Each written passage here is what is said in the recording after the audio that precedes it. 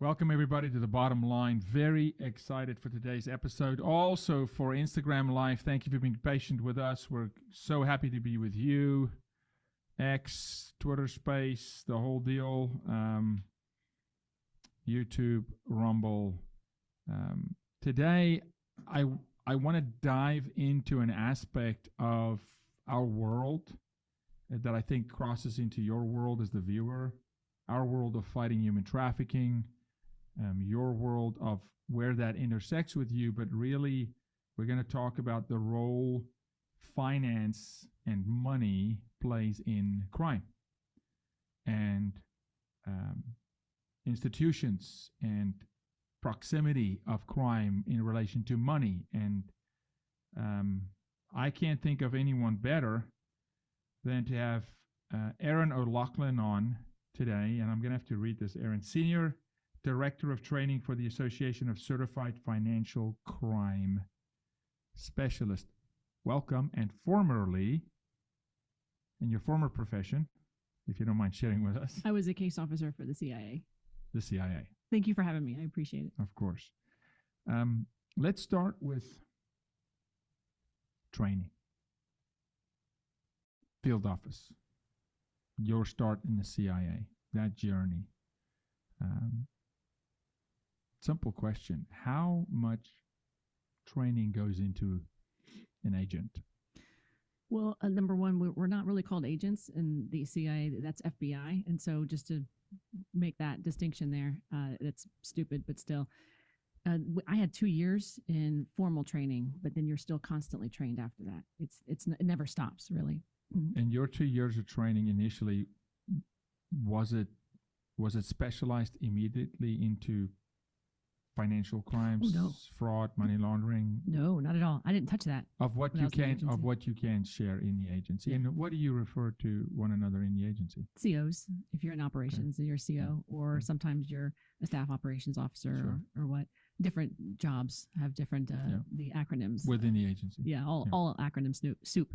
But I was just trained on basically how to talk my way into things and how to talk my way out of things and how to convince folks you can trust me. Yeah. When they're share intelligence. Yeah, absolutely. Because you are the face of that fear that they're going through. You are their counselor. You're holding them, their hands, their families. You've got their lives in their hands, and they need to trust you, and they need to trust the government. And that's hard to do. The last 3 years and 4 have shown me that it's hard to say I'm with the government and I'm here to help, right? Well, Ronald Reagan, said that those are, in his words, I think it was the 9 most horrific words or horrifying words you could ever hear. Yep. Yeah, is exactly that, and funny enough, that was quoted on the Senate floor 2 days ago. Was it? By someone who clearly did not understand Ronald Reagan's words and said, like President Reagan said, I'm from the government and I'm here to help him. That's actually not what he said. Yeah. He actually said that's what you don't want to hear. Don't want to hear. Most terrifying words. So, okay, but now stationed where? I was overseas mostly in war zones. I was in Iraq and Afghanistan. And then before that, it was TDYs. They're called temporary duty. Yes. Throughout Southeast Asia, Africa, Central Europe. I never got into Latin America or South America. With the key focus on I was mostly counterterrorism and informants and building relationships. Yep. Right. Yeah. I helped out with whenever I go TDY, it was for certain specific things I would be doing, and then I'd go back home. Yeah. Those sorts of missions, sorts of things. And I said, you know what? It's about time I go full PCS, which is permanent change of station. Mm-hmm. And I threw my hat in the ring, and I got into, because I did almost 9 months TDY in Afghanistan, and then I threw my hat in the ring for a full PCS to Iraq. I was in Mosul, 07, 08. And then after that, I went to California to get a respite tour. So that's what they tell you when you're working really hard war zone areas, that you have to have a 1 year or one tour respite tour. And so they sent me to California. So I'm from Virginia. And so they sent me to California. I thought that's great because I didn't want to go back to DC. Please don't send me back to DC. I was trying to get out. Yes. And so luckily I got that one. And then life took a spin that I didn't count on at all. But I met my now husband in California. And I said, after about a year and a half working domestic issues, I just thought, I can't do this anymore. You can't. Me personally, I couldn't go from the adrenaline-filled really seeing the fruits of our labors, really seeing what was going on the ground, and being able to write an intel report one day, and then the next day the Army's knocking on our SCIF, which is a sensitive compartmented information facility. Mhm. They would come and hit on our SCIF and then say, hey, we'd like to action this report. And then we'd all go scatter and go, whose report is it? Whose report is it? And we'd all get excited because we thought this is the actual work that we're doing, and we're seeing the fruits of it. You don't see the fruits, a lot of it, time when you're overseas. So we were able to see those things. You can't get that when you leave a war zone. You can't see the good that you're doing. And you're, quite frankly, you're not supposed to either. Just to put a defense on the intel world, you're not really supposed to. You're a cog in the whole big wheel, and every single bit of intel helps. You're collecting, you're verifying, you're distributing, and then it's handed off to another department of government, where that is DOJ or absolutely, and DOD or whoever. Just to make clear too, when I said I went to California, we are not allowed to collect on U.S. citizens inside the United States. No, I did not. I worked side by side with the Bureau. Yeah. Anything that we did, they had to be okayed by them first. With the FBI. Would have put that disclaimer out. Yeah, and look, and this is where Hollywood doesn't do things favor. Mm-mm. No, officers don't shoot around corners with their guns like this, and no, it's not James Bond. And in the world of trafficking, Hollywood has definitely not done us any favors. A guy on a boat with a set of skills that's going to go find his daughter and call taken, and that's not the world. Right. But the world of intelligence is not much different, or disagree with me, than when we do a rescue and we have a traffic survivor, and now you need information, and you've got to build trust, and there's no trust, zero, and there's very little trust for anything with a badge. I mean, because they've been either arrested or have complained before and nothing happened. And so there's this giant chasm of then how do we fill this void, and the style of communication. And then you get into lack of training for PD and burnout and fatigue. And I think personally, for someone in your capacity that has received arguably, and I don't know where you would rank it, but some of the best training in the world, right? In that engagement of building trust, getting information, I think once someone exits that life like you have, and you're now in a completely different role, which is we're going to get to, but those skill sets I think is absolutely invaluable in the fight of human trafficking, and in the fight of saying, okay, how do we learn, share? How do we write protocol? When we write policy, I said that this morning in a meeting, we've got policymakers writing policy on fighting trafficking that couldn't even define trafficking for you. They've never dealt with a survivor face to face. They don't know the intense nature of that conversation and engagement, or getting a forensic interview, or multiple personalities, fractioning of the brain, or fear. They just don't know. And so I think if we reverse engineer the experience you have, and that's why I think when we write policy, it's different, because I come from the field to legislation and saying, no. We need to write it this way, because you're going to make our life very difficult on the ground if you don't. I mean, your thoughts on that? That has to be what happens. You're absolutely right. They're sitting in the man in the high castle type of thing, and they're way up in their ivory tower, and they said, oh, I'll write this because it sounds good. And they're only writing for re-election. Mm-hmm. That's all. Well, you know that. Your viewers might not, but they're writing for re-election, and what is going to be the easiest way for them to get reelected. And this is all personal, but I personally, that makes me a little sick. You're not doing the right thing for people, the most vulnerable of our population. You are telling the truth, and that's why you don't see teeth in the policy. It's about passing the bill. Mm-hmm. And passing a bill, and this is, again, any politician, libertarian, conservative, Democrat, doesn't matter. The way you advance your career is you pass policy. You tell your constituency, I made a new law. Nobody's checking whether that law is contradicting 900 other laws, whether it's actually informed from the field, from the ground up, with NGOs or other government agencies that could say, hey, this is what we see, Those conversations don't happen. because I'm in both worlds. I'm in the world of sitting in a room writing policy with what we call ledge counsel Right. for different states, and then you gotta redo the work 50 times over, because every state is different, but the information, and so I think that world, we need to tap deeper into that talent pool and that talent set. And thank you for how you're walking with us. The transition from there to now financial crimes. I just stumbled on it, Help me honestly. here. Yeah, I sort of stumbled on it. So I wasn't sure what I wanted to do when I grew up, sort of thing. Mm-hmm. I knew I just had to leave. Something was telling me I needed to start the second chapter of my life. And I ended up getting married, and I spent about 9 months unemployed because in the Bay Area in California, I was in NorCal. My resume did not quite resonate with them. And they said, well, what does this get me? I couldn't change my resume because it had been approved by the Publication Review Board. Right. And they said, this is what you're allowed to say. And it's legal for me to talk about it. Yes. It's legal for me to put it on there's a also resume. but there's also parameters. Yes. Yes. You can't talk about sources and methods. You cannot talk. I can say where I was, but I'm not going to say What you did and who and Yep. Not going to do that. Mm-hmm. It's kind of boring anyway, so your viewers are not going to like that. But anyway, I had 9 months of unemployment because I could not, and it was a full-time job. I was trying desperately. I was sending resumes and making connections and filling out applications online for, I think I did 20 or 30 a day for almost 9 months. And I kept getting the few ones that I did go through the HR software, I would get, okay, let's talk. Because some of them were so excited to talk to a CIA agent, a CIA officer. And I realized, about 3 or 4 months in, I thought, I'm only getting these calls because they just want to say that they've talked to someone like me. And that's not fair at all. No. And I wouldn't get hired. Luckily, so my fiance then, husband now, but we were engaged at the time, and he said, well, why don't I just send your resume into the bank? And he works at Bank of America. And I said, well, what would I do there? I don't understand. Yeah. And he said, well, there's something called risk. There's compliance. And I said, I don't even know. And he sent my resume to a very close friend of ours who works at the bank, former boss of his. We love her. She's in the area. And she changed my life, changed our lives. And she got my resume to the right person, a man who's a Marine reservist. And he was at Bank of America. He's left.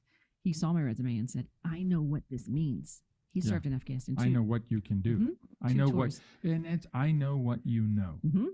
And I know what you were trained to do. Yep. And isn't that funny how in humanity, you can only love what you know, and you will only defend what you love. And someone could look at your resume and I don't know if you guys, is there a number, a value number? Like, I know what the government invests to train a Navy SEAL. So I could say, hey, X amount of dollars went into that person to train him. But it is a significant number. I don't know that number, but they used to talk about that. Okay. So we invested how much money in you? Exactly, sort of thing. right? But now, for someone to look at that and they can't see the value, they go, it's cool to talk to you, but I mean, and then that person saw the value, which I'm very thankful for, because I've said for a long time, as we discussed this morning, we have to start very proactively stepping into combating human trafficking from the financial perspective and within the financial sector. Yep.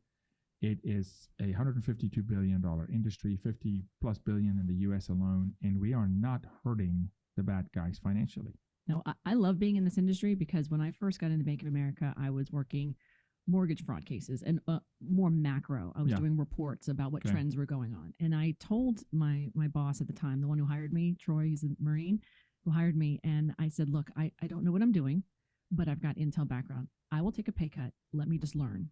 And I kept my head down and I just did the work. And I made up that money that I did lose at the beginning. I've made it tenfold. It's fine because I've worked my way up in this industry. And I went from fraud to anti-money laundering. I said, okay, I've got this fraud thing down. And then 2 of us went from that group that he wanted to form that didn't end up going because of politics. But 2 of us jumped from fraud over to AML. Also another Army reservist who ended up being my first level boss. And he and I are still good friends. And he taught me a lot of the money laundering portion of it. I got certified an anti-money laundering specialist, became that. I did that for 3 out of the 5 years that I was there working terror finance cases.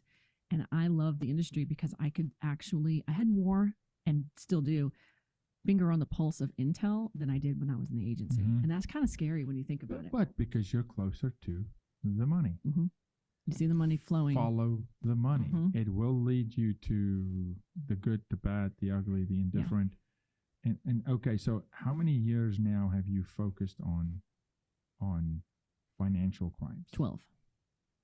12 Okay. years, 10 working it, and now, well, 9.5 working it, and 2.5 now teaching it. Well over double the amount of time Yeah. that you were in the agency. And I was so- in for 10 in the agency, and then 12. Okay, Yeah. okay, 10 and So, 12. mhm. Okay, yes. What are you learning? Broad question: the connection domestically between foreign entities such as Mexican cartels with a footprint in the U.S. from a financial perspective.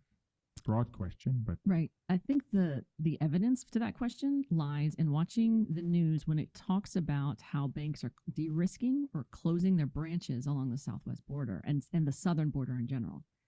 If your viewers want to go ahead and Google that, and anytime they want, you can have a lot of articles on how they're closing down branches just on the southern border. Well, why is that? They know something we don't know. mhm. And what is that? And that leads you to more questions and can also lead you to more information. OSINT, we call it, open source intelligence. Yeah. To say, what are banks doing? When banks move, that's when you know something's going to happen or something is happening. Yeah. Watching the bank's activity will give you a lot of information on the nature of our market, of our country, how safe we are, how safe we aren't, that sort of thing. And when you see these bank closures, we're seeing them now all throughout the country, and that's due to the economy. Yes. So when you see them scattered around, okay, that's an economy issue, or we're going more towards online banking. So there's those factors. But when I first joined the financial industry in about 2011 or so, and about 2013, I started really seeing, because I go, okay, I've learned the mechanics over here, and now I kind of have to lift my head up and go, what's happening in a broader area? And then I started hearing a lot more about bank closures along the southern border and Mhm. de-risking. And I had to throw myself into, what does de-risking mean? That sort of thing. So that will tell you a lot. I know I didn't fully answer your question. No, but the risk profile of the customer, and it's KYC, right? And so Know your customer. Yes. yeah, and all of a sudden, if your customer is inside the U.S., partially part of the Sinaloa cartel, Mhm. which is what I consider a terrorist organization, it gets interesting, and so because someone's paying, someone's buying, and money's going somewhere. It's not all in duffel bags. It's not all underground. It's bankable. Mhm. And unfortunately, what we're finding, a lot of human trafficking, it's just flows through the system. Financially, it flows through the system because it's so common today, and it's familial, and it's in the family. And it's not like the transaction is logged as by definition of the activity, right? I worked a very famous case, and I'm not going to say what case it was, but it's very famous and all over the news. And when a terrorist attack or other kind of domestic terrorist, whatever you want to call them, attack happens, those of us in the risk and compliance industries and banks, you always have to say, oh gosh, was that our customer? And there's a small group of people who are actually, they're told that this is their job. And then you go look and see if that person in the news is in your bank. And so then you got to figure out where the money went. So I worked one of those cases, and the whole family was involved. That sort of thing, which was a complete shock to me. And it all happened with money flows within different states along the eastern border, the East Coast, and all these family members. And I should have known that when I was over here in Afghanistan and Iraq, because it's tribal in different countries. But exactly. I didn't bring it over here into the U.S. until I saw that money flow and said, well, of course it's tribal. It's going to go from B of A to J.P. Morgan. Well, let's ask J.P. Morgan. Under the Patriot Act, it's something called 314Bs, where banks talk to each other. And we are covered under 314B to say, hey, Bank X, I'm going to ask Bank Y if you have this customer, and if you have any money laundering or terrorist financing concerns or anything else, or any bio you can give us on them. That's all the questions you're really allowed to ask. You can ask more, but the bank isn't necessarily compelled to answer more. But we should be talking more. The 314 process is pretty bogged down. It is pretty bureaucratic. I was going to ask you how open is that information highway, and because when we look at agencies in law enforcement, whether it is a local PD, the same county sheriff, and they're not communicating, or we're working a case with PD in Dallas and we find the child in Las Vegas, and those two PDs are not communicating, or the marshals are not talking to the rangers. I mean, it's the information share within banking. The system is there. The process, the protocol, the law is there to support it within parameters, but you're saying that it's not necessarily a free-flowing mechanism. It's tough, and I will defend the banks a little bit because we get so much training on the whole, hey, this is important, you need to do it, you need to answer it. Yeah. Okay, got it. And we had that hammered into us, and I was at Bank of America and Western Union, and same thing. You have to make sure that you answer these. Well, when you're the bee on the ground, you're the worker bee, and you are part of the team that answers these, or at least pulls the information that's requested, then gives it to a law enforcement liaison group. You're seeing that the request came in 90 days ago, 120 days ago. What? You're supposed to answer them as soon as they come in. Well, these big banks, they don't have the personnel to be able to work these. And you have a queue that is just phenomenal. It's so big. And then you have to go into a different, it's so protected that people who are the POCs for a certain bank that have the 314B information that you need or that they need. And you have to go into another encrypted email and find that person. You have to go on you have the password. And then, you have a quota of cases you have to finish for the day. And then you got to go into all these different opening boxes and zippers and say, open sesame and wish and all this stuff. Did I get the right password? Did I get the right? And a lot of us investigators that were on the ground say, that's hard to do. I'll put the 314B off because I got to get my quota. Exactly. Or else I'm going to get dinged. Exactly. And it's tough. It's so hard to bring that in to hire more. And when the economy tanks, compliance are the first to go. But yeah, exactly. And here we come again. It's a defund the police movement. Yep. The first units in this country that got cut were child victims units. Yep. Were anti-trafficking special ops, teams, were SRT, special response team in HSI, were, anti-trafficking, internet crimes divisions decimated. And in the banking, it's going to be compliance. I walk into, and I'll leave the name of the bank out, and we move banks. But it's very hard to physically walk into a bank today and get customer service. Yeah. It's very hard because of the economy and because of scanning. Now everything goes online. At the same time, crime is spiking. Reporting, we do a lot with see something, say something, but okay, so now what do you do with the say something portion? Someone has to process that information, hand it off, because you only see in part. Hand it off to someone, and it may be interbank or outside the bank. I mean, it's a complex organism. Yeah. And I think my point I'm trying to make is there's a lot of room, unfortunately, for crime to thrive. Yeah. Whether it is sex crimes, sex trafficking a child in broad daylight, financial crimes, and they go together. I mean, they go together. Someone's paying, so there's room. And so big question. I'm not a big government guy. Neither. So I don't want to overregulate. I don't want that. I don't want overreach. Where do we make a dent when we look at stopping human trafficking from a financial aspect, like cut off the money? Because when you hurt them financially, you'll start getting informants on one another. Yeah. My first gut reaction to that question would be, and this is going to sound self-aggrandizing from my own company, and I'm not trying to do that because I've got into the ACFCS because I love this. More training. It's so difficult for a human being to see certain things that come across on the spreadsheet if they're not trained to see it. I agree with you 100%. That is the biggest piece. Yeah. It's the transaction monitoring rules that happen on the back end too.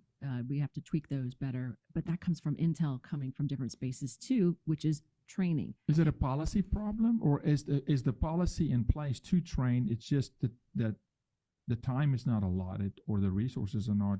Policy is in place. Absolutely. Okay. Banks so there's absolutely policy. Do that. They're allowed. Yep. They can train. Yep. Absolutely.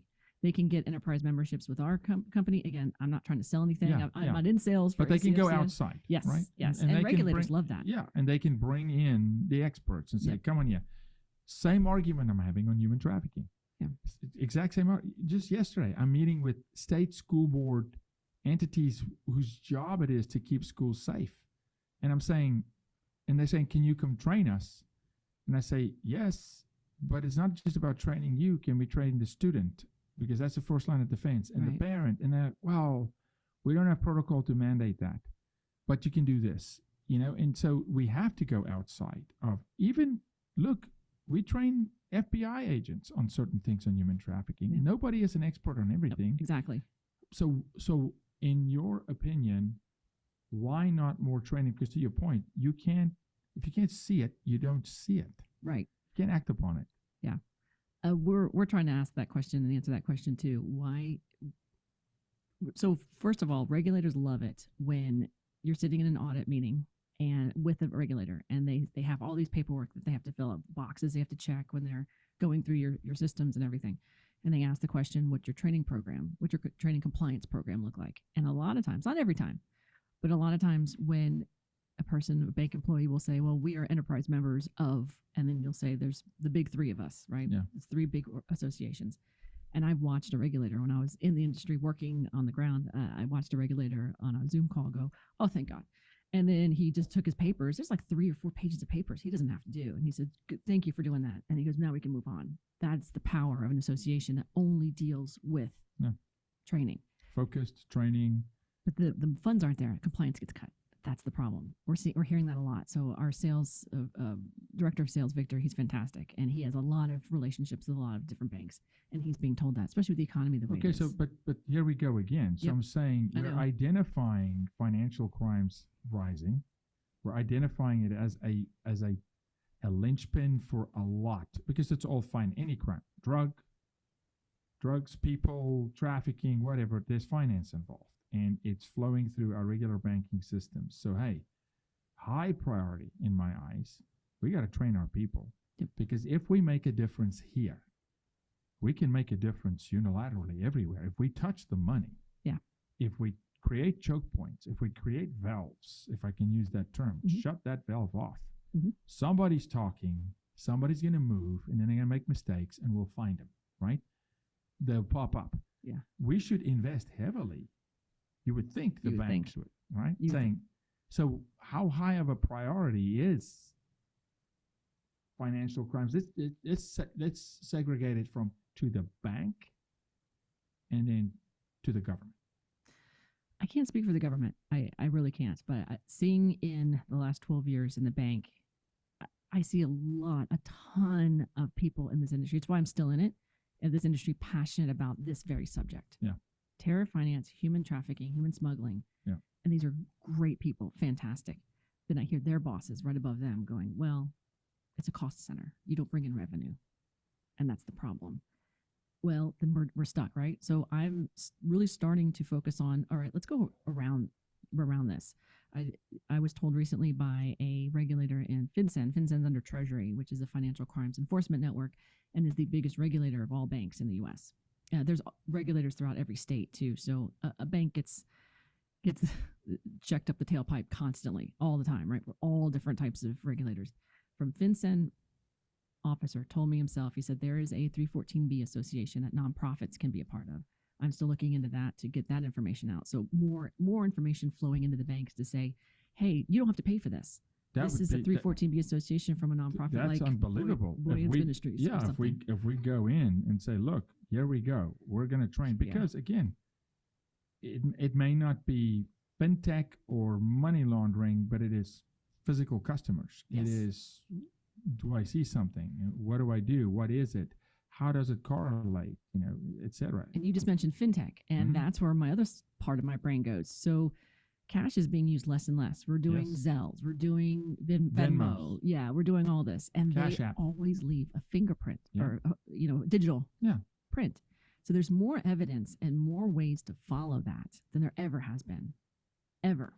See, I'll just, in my training in human trafficking, which is really 29 years on the ground, really at times very guerrilla, because we're breaking ground, and then at times learning from other nations, agencies, entities. But then my personal training in the training I received in South Africa, as we go through military, when you triangulate things and you create pain points and pressure points on multiple levels, and you say, okay, we're going to apply pressure in the financial system, we're going to look. We're going to train people to look. And then we're going to, let's say, follow this one girl who's on OnlyFans. Okay? And we're going to look at who her subscribers are, right? To the degree that we can. And we're going to see what pops up through Venmo there, and Does anybody there that's on a Venmo pop up maybe on something else in a bank? Have we heard anything from that guy? Is there any priors? And you start building this thing together. But to do that, you got to communicate. Yeah. Train, identify, collect intel, share intel, communicate. And it takes a machine. Yeah. To hand it off to the right people and setting protocols to say, okay, listen, I'm seeing something, it's a flag, I want to raise my hand in a bank. Are those protocols, obviously for financial crimes, those protocols are in place? Yes. They know where to go. Absolutely. Is there, to your knowledge, a reasonable baseline understanding of human trafficking within the banks? I want to say I hope so, because there are training courses that almost all of them take. There are mandatory classes that they have to take. I don't think they're as good as what, say, an outside organization can bring in, especially survivor-led training. Yeah. I don't know if you're familiar with survivor-led training. That's how we're built. Tamaya Nagy, I don't know if you're familiar with her, Tamaya's Cause. We're very close with her, and she has partnered with us on several projects. She's an amazing one to get, hey, this is what you look for. Here's are the transactions that I had to do as a victim. They don't like to say victims, which I'm happy they don't. Survivor. And this is what I ended up having to do, a sort of thing. And that really helps the compliance officer like myself. And I'm scribbling notes going, oh, you mean cash only to, say, drugstores? And then immediate withdrawal, and then say ACH just to, I don't know, check card purchases at no Tel Motel, and that's all I've got. No incoming money for a paycheck, nothing like that. Gift cards. Yeah, gift card. Yes, absolutely. Walmart gift cards. And there are rules. Instant Visa. The whole deal. There are transaction monitoring rules set up to look for those things. Now, I'm not a tech person generally, so a lot of those, it's very tech heavy. And you don't have carte blanche. Again, and we don't want that. We don't want banks to just be able to, we don't. And so that's the slippery slope of, to a degree, we got to see, but we also, as a constitutionalist, as someone who believes in what this nation is, that we have freedoms, we don't want gross oversight. Right. But we do need to, my opinion, in trafficking, put a much greater emphasis on following the money. Yes. That's and the reason that's not happening is most of the NGOs, the non-government organizations that are in anti-trafficking, most of them were founded by survivors, and that skill set's not there. Yeah. And the relationship is not necessarily there, and the heart is to rescue and restore. But for our organization, we are fully integrated vertically to go and look for, search, dive in deep, write protocols, policy, legislation, curriculum, right? We have to double down, and we're excited to dive into that world with you and learn and see. The other thing that we talked about earlier is when you are pinning someone on a financial crime, societally and through the judicial process, those cases are easier to move through the system. Right. They get, tax fraud. Al Capone, they love to say that. Tax fraud gets severely penalized, right? And it doesn't matter. It's almost like it's outside of political speech and whatever. It's just like, hey, where anti-trafficking, very difficult to prosecute. Yeah. Really not, but it currently is not really prosecuted because the DAs, it's a labor intensive case. Right. Like you said, it's not a monetary cash flow center for a bank to necessarily say, let's dive into this and training and a bunch of stuff. Well, for a district attorney, it's like, is this a quick victory or a long victory? I need quick victories as a DA because that's how I advance my career. And this is an 18-month case where I have a child that's got to do a forensic interview, can't go on a witness stand, can't be cross-examined. Right. This is difficult. Jury, yes, the penalty says 30 years imprisonment for the trafficker, right, but they pleaded down to kidnapping charge, a misdemeanor, always drugs, or even auto theft or whatever, right? And there's priors, and then it's like probation violation or whatever, but it's not trafficking, where financial crimes they go into the court as a financial crime. And here's my question to you, because I don't know this. When it comes to DAs and what they will prosecute, what they won't, you just talked about that. Do many of them that you talk to around the country, do they make comments like, I'm going to pull suspicious activity reporting, which is Bank Secrecy Act reporting? Because I know they can ask for it. No. They can. And that's where. That does not happen. That does not happen. That's interesting. I mean, I'm talking about, I would love for it to happen because they have the right to do it. Right. But first, they would have to aim to run a process of, hey, this is a trafficking case with a financial component to it. That's a huge asset if I pull that report. But if they make the decision early on that I'm going to plead this down, we're not going to see the inside of a courtroom here. Yeah. Right. Then they don't ever get to that. And I'll give you an example. 254 counties in Texas. Okay. Right. This is not my number, but I'm about to share with you. It's the Attorney General's number. My number is higher, but let's take his number, right? Ken Paxton's number. 254 counties in Texas. We prosecute child sex crimes in 10 counties. It's disgusting. No. People will go, oh, no. We're prosecuting a lot more than that. And I said, no, not as child sex crimes. It's a child sex crime that gets pled down to a drug charge. Now you're no longer prosecuting it as a child sex crime. 10 counties. And we are probably the best in the nation on that ratio. 254, 10. It's disgusting. They walk free, and nobody is really going after the money. Yeah. That is a valve that is untouched, that we know, whether it's cartel, organized crime, unorganized crime, doesn't matter. When you touch money, people move. Right. And federal officers can subpoena or even look through. They don't even have to subpoena anything. They have access to suspicious activity reporting in the U.S., which is, we call them SARS in the industry. They have access to SARS, or BSA info is what we call it. And they could just go in there in a Boolean search string and look up the names associated with whomever that they're looking for, whether they're going to prosecute or whether it's a victim. And then if there's any SAR reporting in there, they can pull that, and that can help them with evidence. It's not necessarily airtight.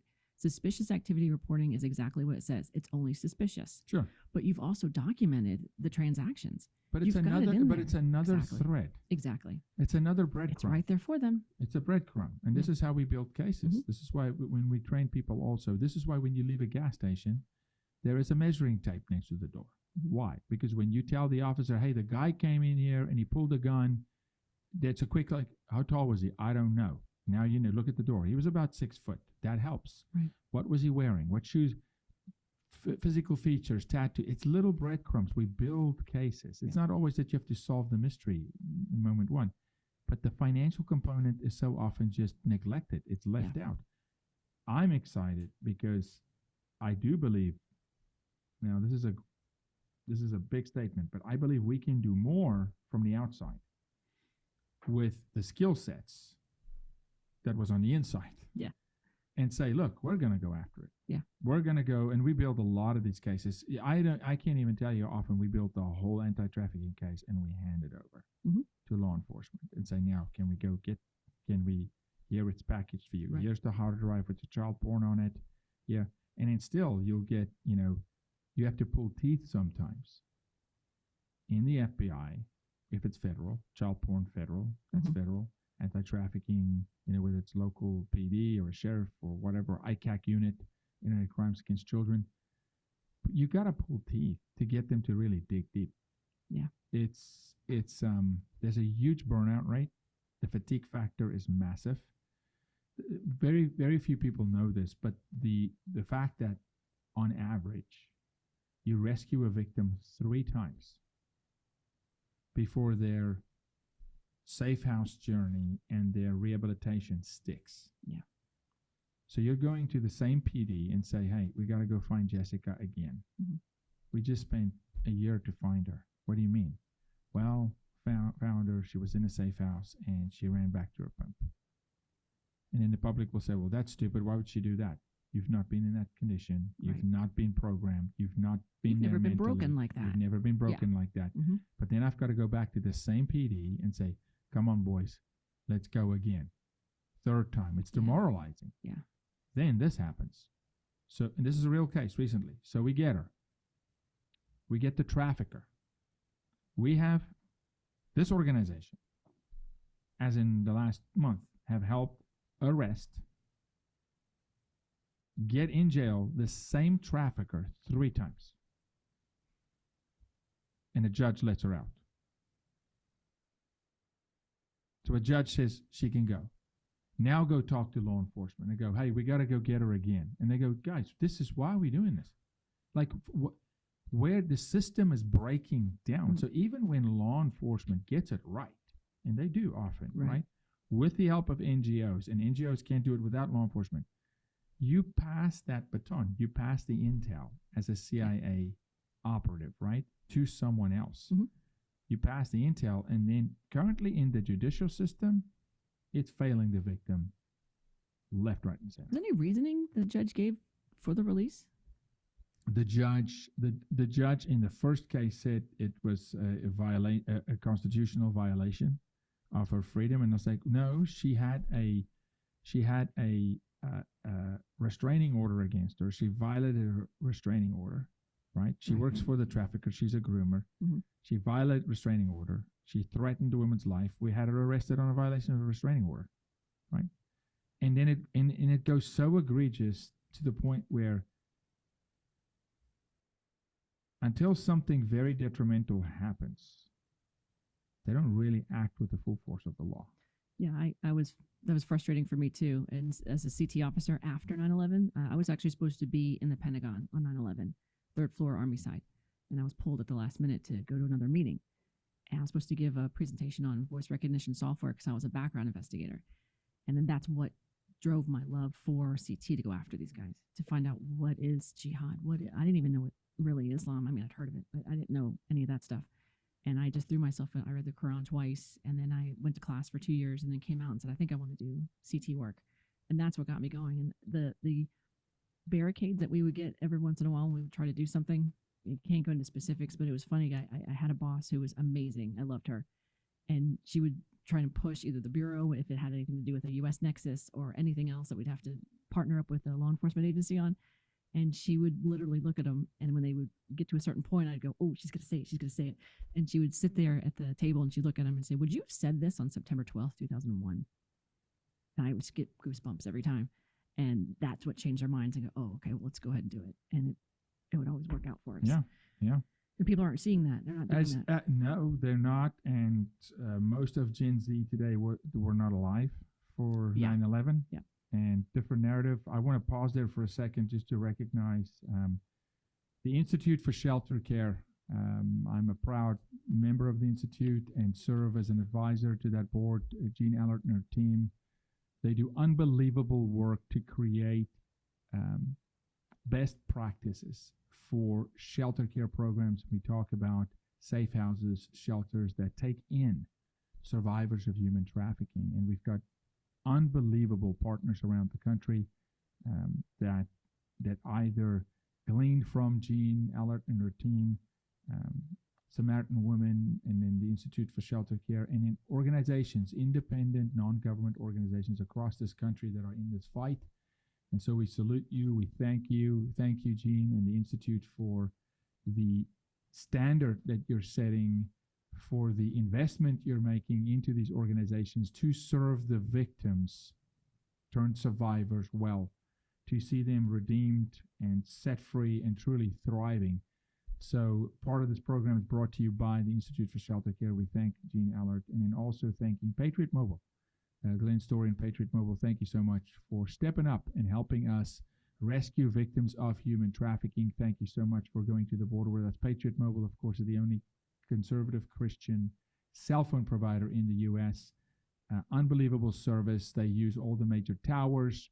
You can call Patriot Mobile. They'll help you transfer in, and Glenn told me that they would even assist you in buying you out of your contract. Just know that when you spend money with Patriot Mobile, that organization turn around and take portions of the profits and they pour it into Judeo-Christian causes such as combating human trafficking, standing for life in the womb, and so much more. So for those two organizations, we want to thank you. 9/11.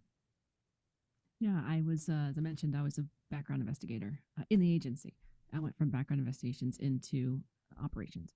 And I was pulled to go to a different building in Tyson's Corner area. And I was standing on, I was giving my presentation, about to give a presentation. So I got there early, and I was going upstairs to get some coffee at a little cafe that was there.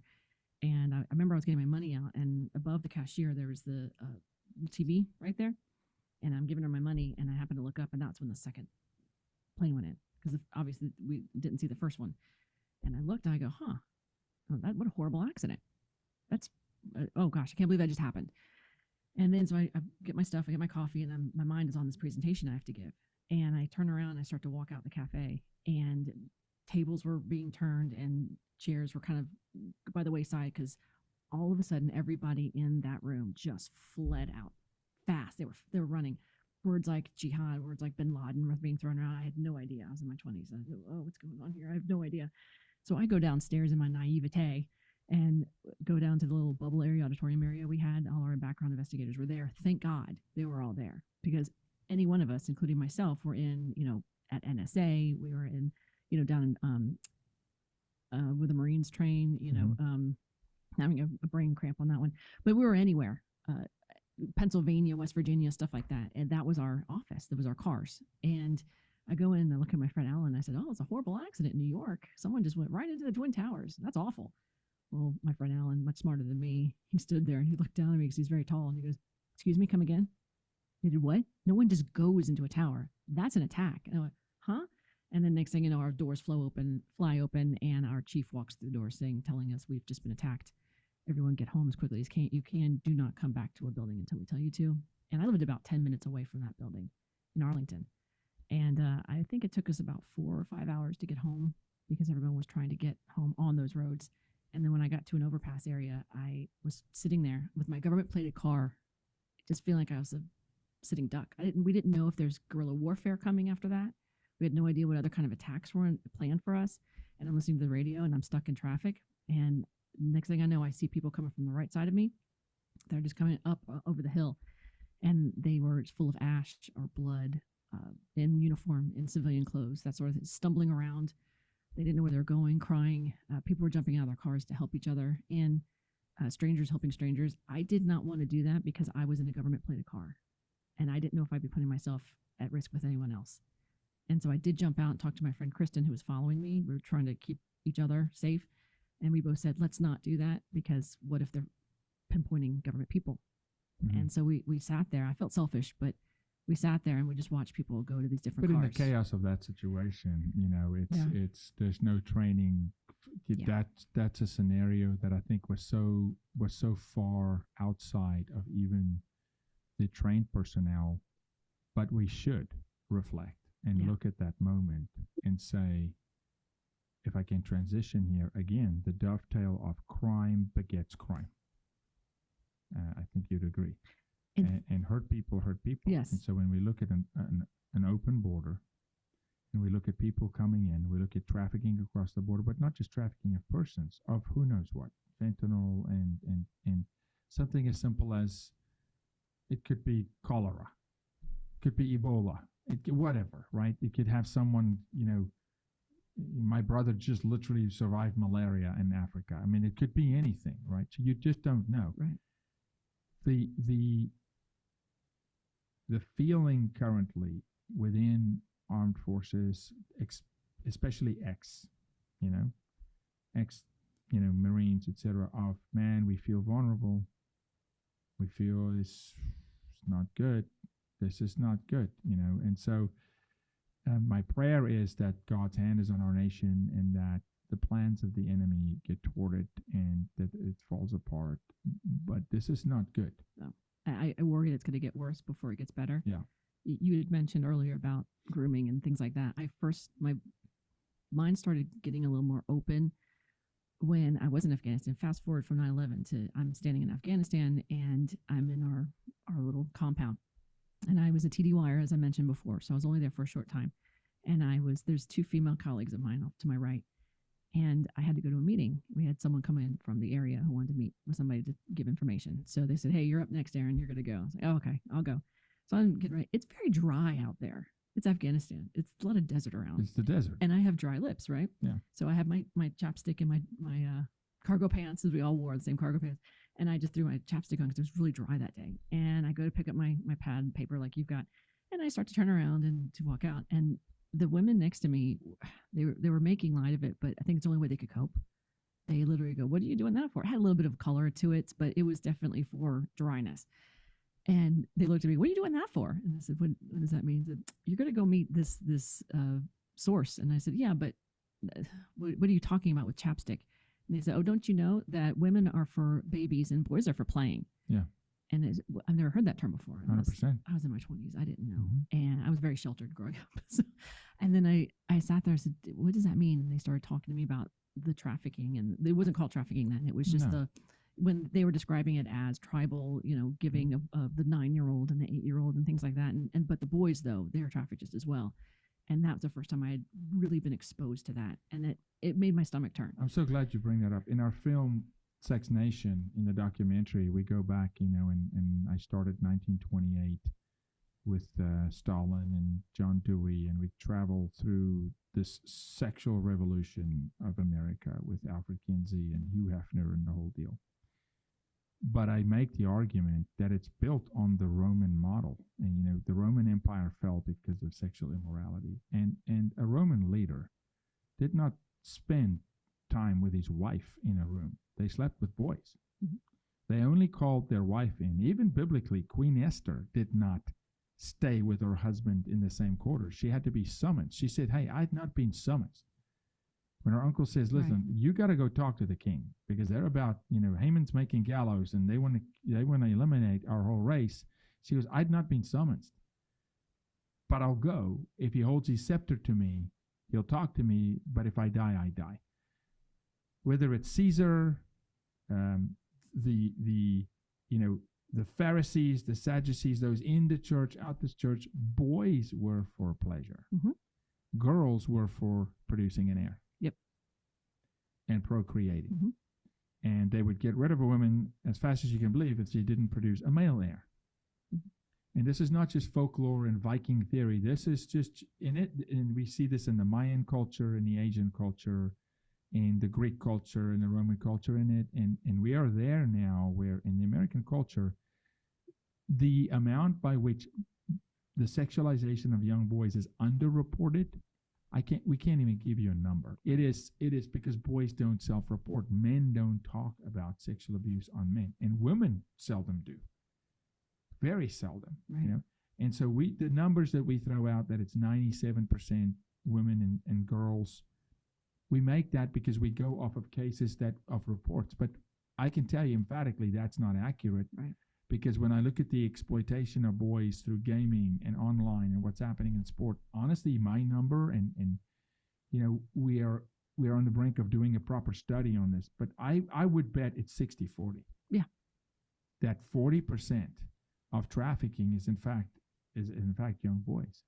It's not just and I'm not talking about female on young boys, male to male and female. I mean, so it's been there. It's been that way. Mm-hmm. I'll never forget last year our organization was asked to do an anti-trafficking campaign for the Soccer World Cup in Qatar. And I was actually at the UN headquarters on the property, on the premises. Yes. And I'm asked to do it. And I said, I can't work with the Qataris. And they're like, "Why? We want to stop human trafficking. This is good. This is what you do. You messaging, you know what to say." And I said, for me to tell the world that our organization is going to join you in an anti-trafficking campaign, right? Knowing that you sell 8-year-old girls as child brides. And I say this to his face. It's a tough one. Right? Yeah. Right? Mm-hmm. You're trafficking your own daughters. Yeah. "Oh, that's not trafficking. It's our culture." And I said, "Buddy, this is America. Mm-hmm. You're selling children.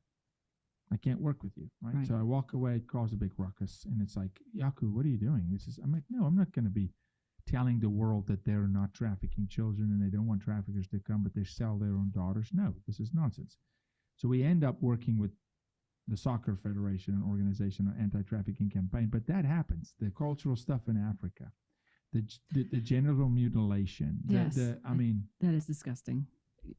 On the hands of a government. You look at a Joseph Kabila, how we went head to head with that guy, where the women in the villages would come to us and say this, "Help us, our children, they're raping our daughters." And I would say, "Well, who's this militia? Who are they? Are they in Africa's jungle? I mean, jungle like when you get into the Congo, Yeah. DRC, Congo Brazzaville, it's like you're on a different planet, man. I mean, you're in the food chain. Yeah. With the animals, and they come and go, no. And they kept speaking in Congolese and in French, and I'm like, what are they saying? And they go, no, uniform. And then you find out, wait a minute, it's the military. It's Kabila's own military raping and trafficking the women as a mechanism of force. Yes. To say, you can't hide. I own you. I own the military.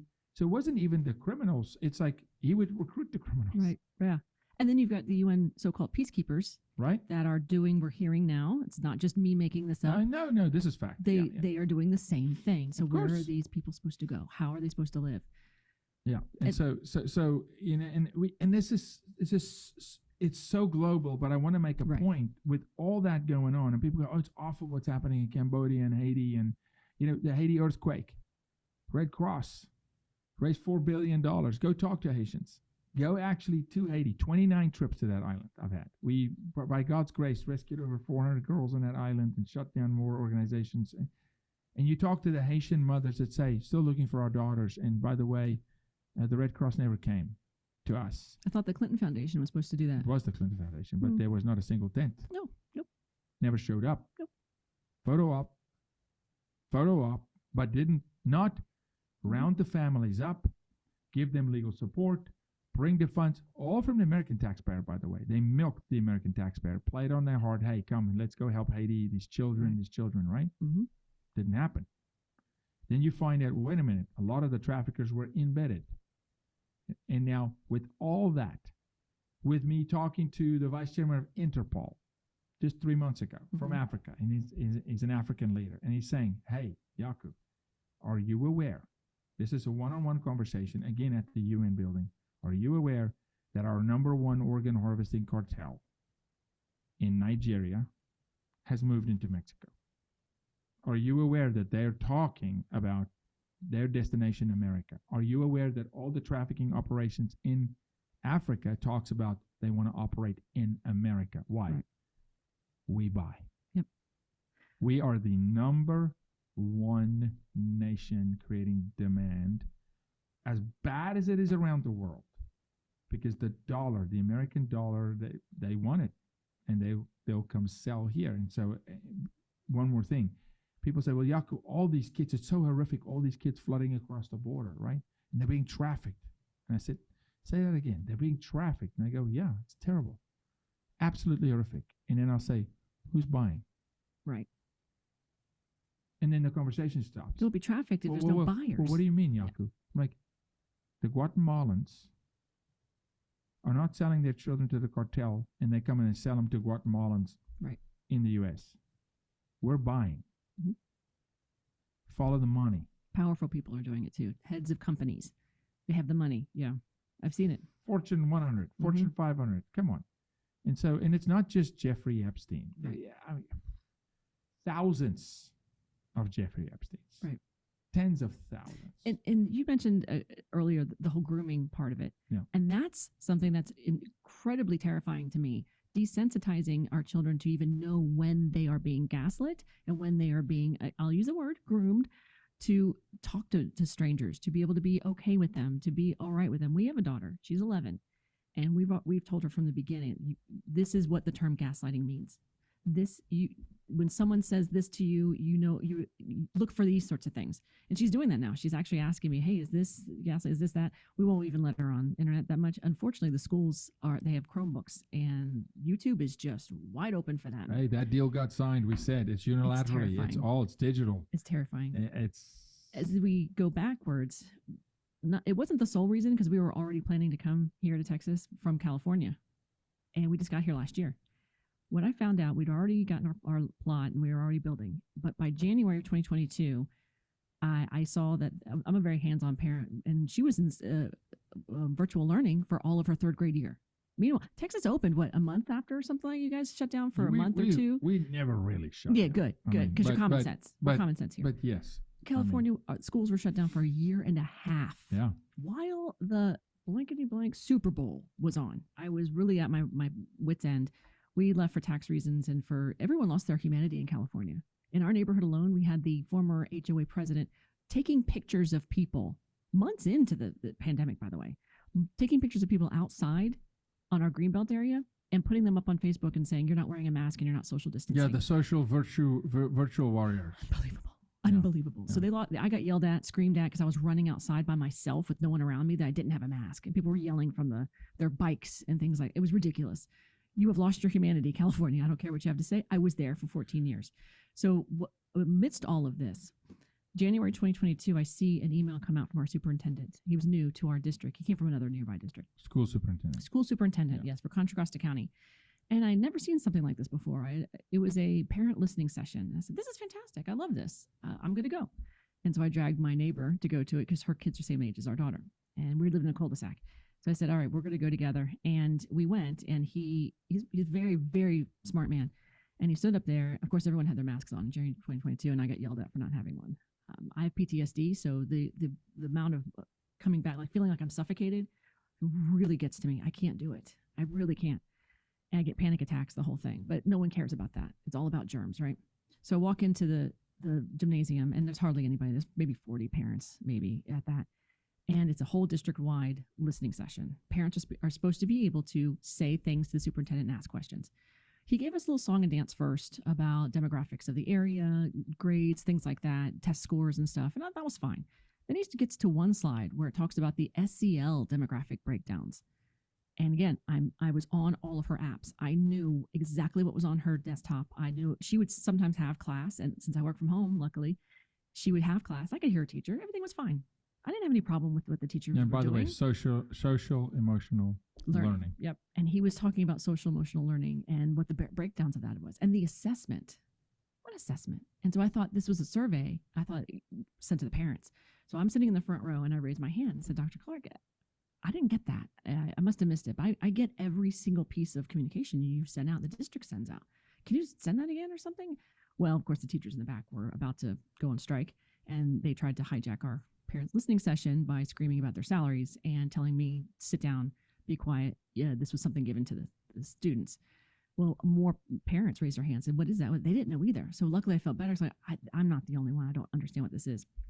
So that was on earlier in the week.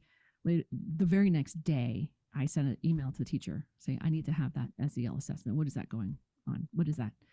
And she didn't write me back to the end of the day, which is fine. She said, I have to ask the principal if we can give you that. Yeah. No, you don't. And so then once I got that piece of information that was in the portal that you can speak to through the schools, I said, nope, we're changing this to email so I have a record of this. So then I went to the email and I wrote to Dr. Clark, the principal, and the teacher themselves. And I said, I need to thank you so much for the parent listening session last night. I learned a lot. Can I please have access to that SEL assessment that you gave my daughter? Thank you. And then he sent me to a gentleman named Raymond who sent me basically propaganda about why I should like and love and be on the propaganda machine. Well, Raymond didn't know who I was. And I looked at it, read it, and I said, I think you copied this from a SEL website about why I'm just supposed to take it and sit down. Well, I'm not the one. Mm-hmm. And I wrote back and I said, that was not an essay question I asked for. I asked for her assessment. Thank you. And we went back and forth. This happened for a couple of days. They were actively preventing me from seeing an SEL assessment. But gave it to the child to say that we disseminated information. Yep. It's informed consent. Yep. Here we go. Child, 5th grader, 10-year-old, 11-year-old, right? Mm-hmm. It's control. And to literally to control a populace, a whole generation, right? And to create a dependency on a generation, because a person that's sexually broken is dependent. That it's the most horrifying way to live is if someone is sexually broken, where they are trained that they're the problem, it's their fault, their family's going to suffer, no one will believe them, no one will help them. See, the police is not going to see that guy was arrested, he's walking, no one will listen to you, XYZ. Or it's a police officer that's buying sex, it's a pastor that's buying sex. I mean, that world. And so you're creating a class of dependent citizens that are not able to critically think, that can't see daylight, can't see the forest from the trees, don't know that they're being exploited. don't understand that this is not okay. I mean, and they're stuck. Yeah. But it's formalized in education now. Mm-hmm. We're doing it now through the classroom. And it's not a battle that we're winning. No. It's a battle we're losing. And the notion is that, well, we make state laws. We did in Texas. We said no drag shows for kids in Texas. That doesn't matter. Government signed it. Okay, governor signed it. Federal judge said that's a violation of freedom of speech. But So- yet, so but yet we struck have it down. R-rated movies and PG-13 in So classifications for that way. Is that? Struck it down. Mhm. And I'm like, wait a second. Mhm. What does this have to do with freedom of speech? This has got nothing to do with freedom of speech. I mean, we're talking here about you Age-appropriate proactively material. taking your lifestyle. That's your choice. This is America. You can live your life the way you want to live your life. But when you start enforcing your way of life upon another human being and you hide behind free speech and you sexualize a child, right? Or you want us to swallow the pill of it's not a pedophile, it's a minor attracted person. I go, heck no. That's the demonic. That's not America. That's not who we are. We have to defend the voiceless and the innocent. And it's complete transference too. So people on that side who I've actually heard, I've listened, I watch all of our Denton ISD school board meetings. I watch them on the links.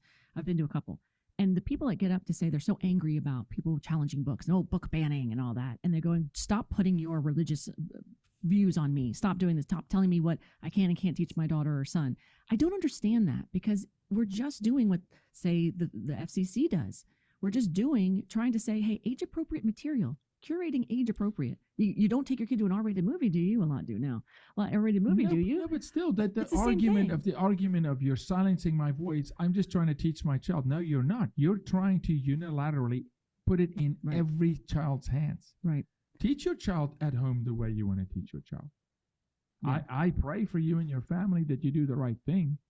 But again, you cannot take that lifestyle and say, now we have to change the English language. Right. And every parent who's listening. Laws. Yeah. Every parent who's listening now, I encourage you to contact your principal and give them an SCL opt-out letter.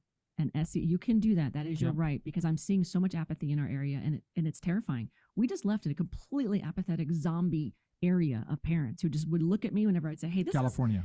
this is disturbing. You should look at this. Oh my gosh, what can we do as parents together? We should band together. And I was just told, oh, Erin, you're just being crazy. And they just turn around, and then I got the hand or whatever, and I'd go, okay, I'm the crazy one. Well, then we'll just leave and we'll go to a state that has some common sense. Yes, we do here in Texas. Yes, I'm seeing that. However, we're gonna go over the other side to California very, very soon, and I'm seeing so much apathy in our area. I'm in Denton. Please come out and come to school board. I'm so glad you're saying that, because I'll say this, and I call it virtual activism. You know, just saying trafficking is bad. No, we need action. And it's not just rescue and restoration. And no, the average citizen cannot go rescue, but you can prevent it from happening by taking a moral stance to say, this is not okay, man. Under no circumstances is this healthy for a society, for a culture. Just like a society without laws, borders, you can't function that way. You can't have a law that says you cannot break and enter, and then when someone breaks and enters, there's no penalty. Now you're telling everybody else, man, it's really a free-for-all. Yeah, exactly. If you traffic children, they're not going to give you 30 years in prison. As a matter of fact, you're not even going to see inside of the court. You know what they're going to do? They're going to slap a marijuana charge on you. Mm-hmm. They're going to slap an illegal, a gun violation or a traffic violation on you.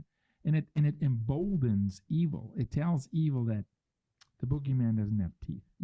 It's really no teeth. And I want to give parents one more thing that they can do. I mean, not just the school board stuff. The ed tech that's been evolving in our country, which is educational technology, all the tech stuff. Texas is under. It's unbelievable. So here's something they Pegasus can do. Park.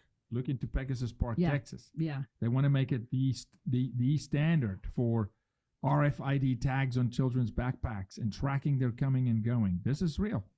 Well, here's one thing that parents can do, just to make you feel like you're on the stepping stone of doing something against this.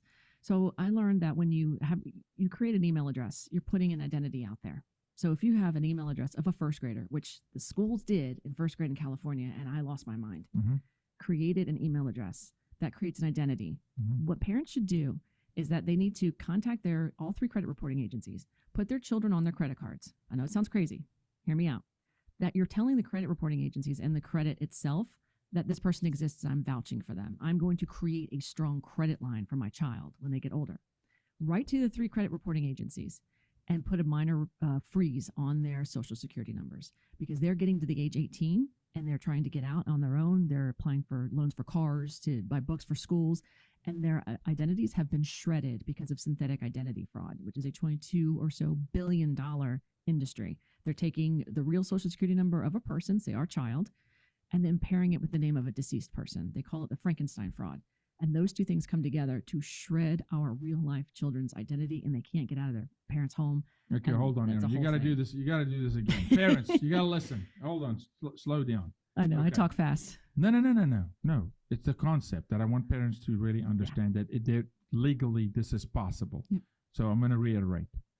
Call your credit card company. Place your children on the credit card. Yeah, our daughter's on her credit card. She's not going to watch this. She knows. No. Don't tell her. Place her on the credit card. Yeah. Then call the Experian, Equifax. Yep. All 3. All 3. Call all 3 or write them. You can go online on their websites, and there is a minor freeze report, and you can tell them that they're on the credit. Okay, they're on the credit, and you want to freeze their social security. Social security number. Yep. Is this kind of a LifeLock mechanism? Yeah, sort of. Sort of. Yeah, right? It's almost like the Iron Dome in Israel. Not to bring up Israel, that's a tough one these days. But I'm not getting into that one. But you know what I mean? I love the rock. Israel. I know, I do too. I'm saying we're not getting into the whole Hamas and stuff on this one. Not this one. Right, this one. The rockets come in. That's the attempts on that social security number. Yeah. And the Iron Dome is going to protect it that way, hopefully. But that is the best way to do it now. And if a But parent placing does the that, child on the credit card is just building a saying, hey, this is a person. Yep. You know, and you're vouching for them, and you're also building up their credit. But you would think they're a person with a birth certificate. Yeah. And you're vouching for them. You think. You would think that to the credit card. Yeah. You're telling the credit people that this person, because they don't ask for a birth certificate. Don't get me started on the credit people. I know. Me too. There's so much more to discuss. Thank you so much, Erin. Look, I'll close the show with this. Let's follow the money and get the traffickers and the buyers, the Johns, the demand side, who's paying, who's buying, where's the money going, and then who's complicit within the financial services industry. So look, there's a lot there too. There's a lot of see something and look away you look the other way. Can I add on that one? Follow the money. I would be remiss if I didn't mention our now future partners, Traverse Project, who are good to help us in following the money. So shout out to Austin. We had a call with them today. Traverse Project with a great call today. They're going to allow us to see places that we currently can't see. They follow the money of the traffickers. Exactly what you were talking about. So hopefully he'll be on your show next month, I think. He is, and we're going to go deeper into this. Thank you so much. Thank you for your service to the country. Thank you for how you're blessing and serving our ministry and for what we can learn from you. God bless you. You may have to watch that last segment a number of times to get the credit card. No, it's good. It's good. Hey, it's all about protecting children. That's what we're about. I also want to thank Storyville Coffee. Thank you so much to Storyville Coffee for sponsoring The Bottom Line and Walking with Jaco Booyens Ministries. When you drink Storyville Coffee, you help save the life of a child. So think about whether you do that when you drink Starbucks. Probably not. So why don't you drink Storyville Coffee delivered to your home? You can subscribe knowing 100% that when you drink that cup of coffee, you are helping rescue children from sex trafficking and placing them into shelter programs, trauma-informed, survival-led shelter programs where they can get help and rebuild their life. God bless you. Thank you for the episode, Erin. Thank you. It's been a blessing. Appreciate it. See you next time.